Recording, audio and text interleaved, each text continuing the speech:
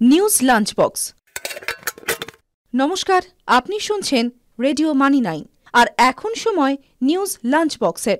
আমি সহেলি। চলুন আজকের গুরুত্বপূর্ণ খবরগুলি দেখে নেওয়া যাক।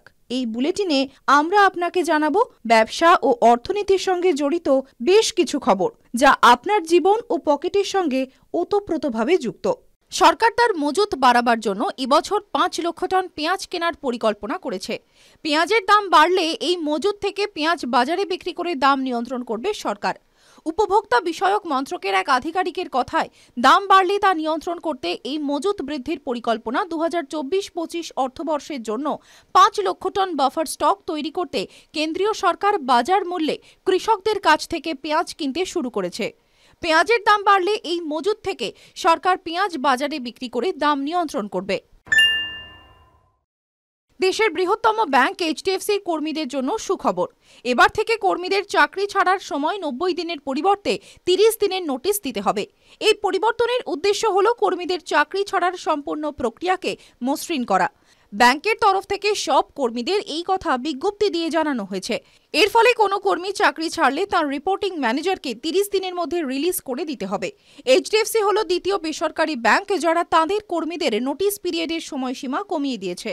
এর আগে 2020 সালে আইসিআইসিআই ব্যাংকও এই নোটিশ পিরিয়ডের সময়সীমা 90 দিন থেকে কমিয়ে 30 দিন করেছিল। গোল্ড ইটিএফে এপ্রিল মাসে 396 কোটি টাকা তোলা হয়েছে। বিনিয়োগকারীরা মুনাফা ঘরে তোলার প্রবণতা দেখাতে শুরু করার জন্যই এই হাল। এর আগে 2023-এর মার্চ মাসে এরকম প্রবণতা দেখা গিয়েছিল। সেই সময় বিনিয়োগকারীরা 266 কোটি টাকা তুলে নিয়েছিলেন। অ্যামফির তথ্য অনুসারে এপ্রিলের শেষে সোনাই লগ্নির ক্ষেত্রে AUM 5% বেড়ে 32,789 কোটি টাকা হয়েছে, যা আগের মাসে ছিল 31,224 কোটি টাকা। নীতি আয়োগের প্রাক্তন সিইও অমিতাভ কান্তের অনুমান যে ভারত 2025 সালের মধ্যে জাপানকে ছাড়িয়ে বিশ্বের চতুর্থ বৃহত্তম অর্থনীতিতে পরিণত হতে পারে। বর্তমান জিডিপির অঙ্ক অনুসারে আমেরিকা, চীন, জার্মানি এবং জাপানের পরে ভারত পঞ্চম বৃহত্তম অর্থনীতি। এক দশক আগে ভারতের জিডিপি ছিল বিশ্বের একাদশ স্থানে। সেখান থেকে এখন পঞ্চম বৃহত্তম অর্থনীতিতে পরিণত হয়েছে ভারত। বর্তমানে ভারতের জিডিপি প্রায় 3.7 লক্ষ কোটি মার্কিন dollar. Indian council of medical research অর্থাৎ ICMR জানিয়েছে যে প্যাকেটজাত খাবারের লেবেলে যে তথ্য দেওয়া হয় তা বিভ্রান্তিকর। উপভোক্তাদের প্যাকেটজাত খাবারের তথ্যগুলি সাবধানে পড়ার সুপারিশ করা হয়েছে। তারপর নিজেদের জন্য স্বাস্থ্যকর খাবার বেছে নেওয়ার পরামর্শ দেওয়া হয়েছে। ICMR জানিয়েছে যে অনেক পণ্য যা চিনি মুক্ত বলে দাবি করে তার মধ্যে ফ্যাট বেশি থাকতে পারে। প্যাকেটজাত ফলের রসে মাত্র 10% পাল্প থাকে। ICMR জানিয়েছে যে প্যাকেটজাত খাবার স্বাস্থ্যকর করার জন্য যে দাবিগুলি করা হয় তা সবসময় সঠিক হয় না। দেশের কোটি কোটি ক্রেডিট কার্ড ব্যবহারকারীদের জন্য সুখবর। স্বচ্ছতা বাড়াতে এবং গ্রাহকদের স্বার্থ রক্ষার জন্য RBI ক্রেডিট কার্ড সংক্রান্ত নিয়মে বেশ কিছু পরিবর্তন করেছে।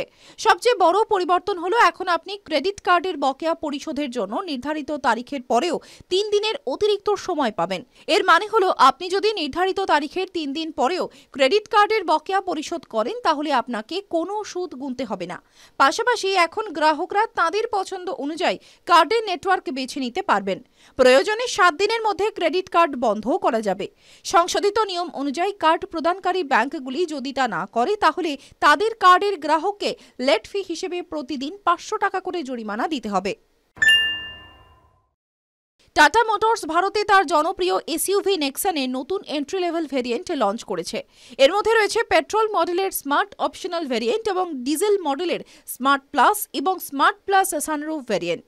সম্প্রতি লঞ্চ হওয়া মাহিন্দ্রা XUV 3XOর সঙ্গে সরাসরি প্রতিযোগিতার কারণেই টাটা নেক্সনের নতুন ভেরিয়েন্ট আনছে। নতুন স্মার্ট অপশনাল ভেরিয়েন্টের পেট্রোল মডেলের এক্স শোরুম প্রাইস 7.99 লক্ষ টাকা। ডিজেল ইঞ্জিনের স্মার্ট প্লাসের দাম 9.99 লক্ষ টাকা এবং স্মার্ট প্লাস সানরুফ মডেলের দাম 10.59 লক্ষ টাকা। টাটার এই SUV Kia Sonet, Maruti Brezza, Hyundai Venue, Mahindra XUV 3XO, Nissan Magnite এবং রেনো কিগারকে কড়া প্রতিযোগিতার মুখে ফেলবে। আজকের নিউজ লাঞ্চ বক্স এই পর্যন্তই।